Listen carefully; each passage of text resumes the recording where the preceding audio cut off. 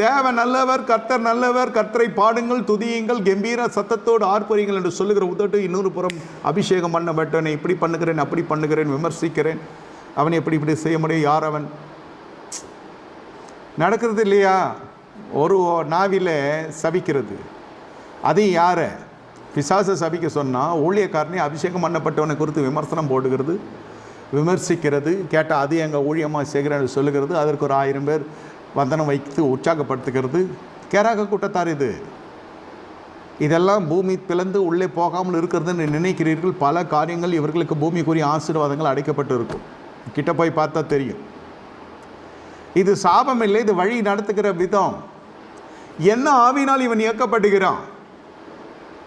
பரிசுத்தாவினால் இயக்கப்படுகிறானா, உலகத்தின் ஆவினால் இயக்கப்படுகிறானா, எரிச்சல் ஆவினால் இயக்கப்படுகிறானா என்றெல்லாம் தெரியாது.